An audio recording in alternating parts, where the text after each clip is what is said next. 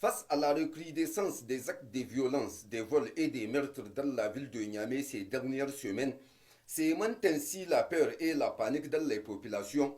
Ces bandes criminelles présentées ce matin à la direction de la police judiciaire de Niamey en sont les auteurs de plusieurs de ces actes d'agression, des vols souvent allant jusqu'à ôter la vie à des paisibles citoyens. La première bande criminelle est composée d'une douzaine d'individus dont l'âge est compris entre 25 et 53 ans. Parmi cette bande figure un individu de nationalité étrangère, une fille en cavale et des ex-agents des forces de défense et de sécurité. Leur mode opératoire consiste à collecter des renseignements sur des individus détenteurs de sommes d'argent. Puis après, ils suivent leurs victimes à bord de deux motos remorquant chacune des bandits jusqu'à réussir à l'isoler en pleine circulation pour l'agresser au moyen d'armes à feu. Cette bande a à son actif plusieurs vols criminels commis dans la ville de Niamey particulièrement. Au quartier Nouveau Marché, le 9 avril 2025, cette bande s'empare d'une somme de 3 millions de francs CFA après avoir agressé une dame qui venait d'effectuer un retrait au niveau d'une banque de la place. Au quartier Maison économique, en face de la station Oriba, le 2 juillet 2025, ces mêmes individus profitent de l'embouteillage pour agresser une victime à bord d'un véhicule qu'ils ont déstabilisé avec un tir en l'air avant de subtiliser son sac contenant la somme de 20 millions de francs CFA. Le 31 juillet 2025, à partir d'une banque de la place, la même bande file un officier des FDS jusqu'à la devanture de son service où il l'agresse pour s'emparer du montant retiré. La cible s'étant vaillamment défendue, a réussi à préserver son sac. Dans leur fuite, ces criminels ont abandonné une arme de type pistolet automatique. Au quartier Sonissi, le 9 septembre 2025, cette bande attaque un individu à la devanture du domicile de son grand frère après avoir effectué le retrait d'une somme de 13 millions de francs CFA à la banque. Le 16 octobre 2025, au quartier Wadata, ces mêmes malfrats agressent et arrachent de leur cible circulant à bord d'une moto un sac contenant la somme de 2 millions de francs CFA. Au quartier Anikwara, le 21 octobre 2025, en plein jour, sur la voie publique, ces criminels abattent d'une balle à la poitrine leur victime avant d'emporter son sac contenant la somme de 15 millions de francs CFA. Dans la nuit du 29 au 30 septembre 2025, cette bande cambriole les bureaux de l'administrateur délégué et du receveur de la mairie de Hamdallah en complicité avec le planton de la dite collectivité. N'ayant pas pu défoncer le coffre-fort, ces malfrats emportent une moto qu'ils écoulent sur le marché noir avec l'aide de leurs complices. Ces mêmes réseaux opèrent des concerts avec des ex-agents des forces de défense et de sécurité, radiés des rangs pour fautes professionnelles graves. Les modes de ces ex-agents consistent à s'habiller en tenue militaire, munis des armes à feu et de la bande, et se faire passer pour des agents de l'OCRITIS. Une fois les dealers de drogue de la ville repérés, ils les intimident et leur réclament une importante somme d'argent ou saisissent carrément la quantité de drogue disponible. Le deuxième réseau, lui, est spécialisé dans les vols de véhicules entre le Niger et le Nigeria. Il est composé de 3 individus dont un réside au Nigeria.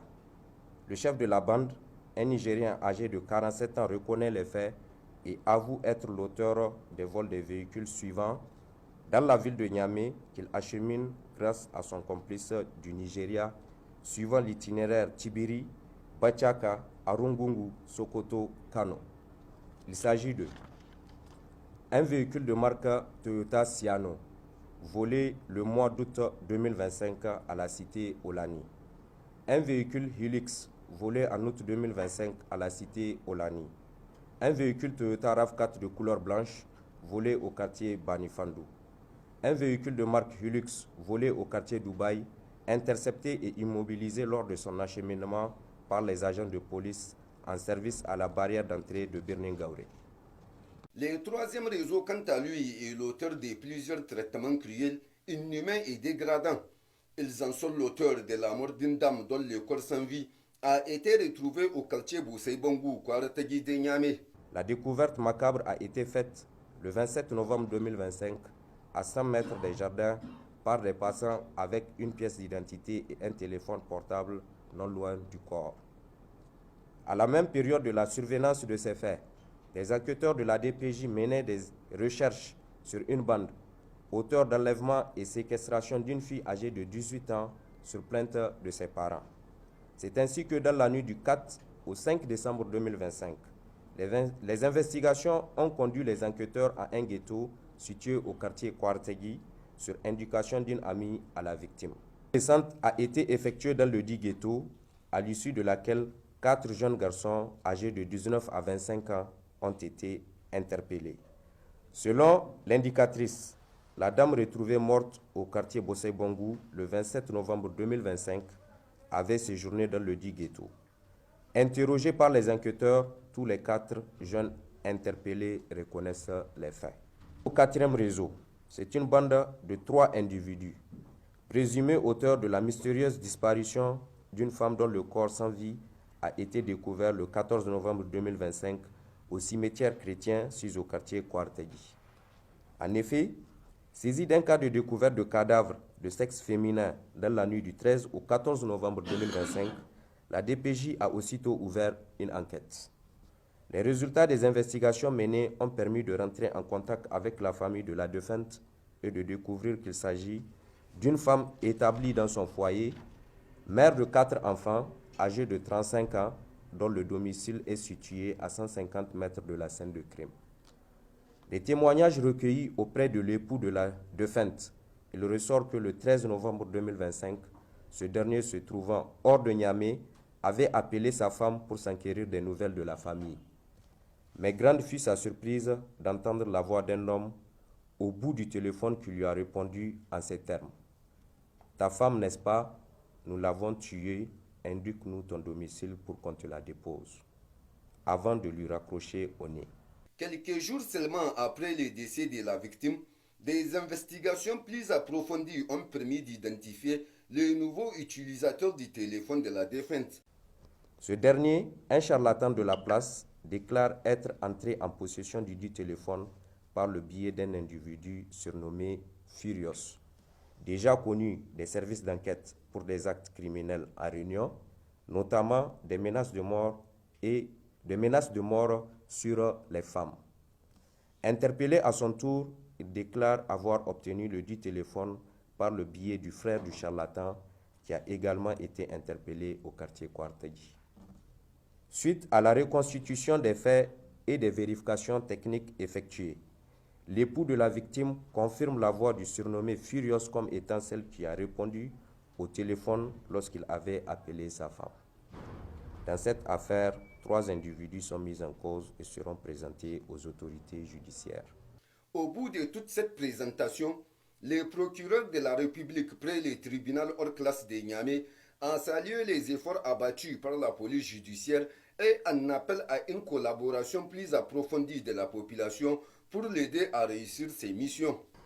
La rencontre ici, c'est non seulement d'encourager le travail bien fait, mais aussi d'informer la population sur ce qui se passe pour qu'elle prenne des dispositions conséquentes et aussi demander à la population d'apporter sa contribution ou de continuer à apporter sa contribution au service de sécurité, au service d'enquête dans le cadre de leur effort de lutte contre la criminalité de la ville de Niamey. C'est pour dire que il y a des choses qui se passent dans la ville, il faut que nous fassions très attention. Les services d'enquête sont en train de faire beaucoup d'efforts et c'est pour cela que vous êtes appelés pour témoigner. Mais la sécurité de la ville n'est pas que l'affaire des services de sécurité.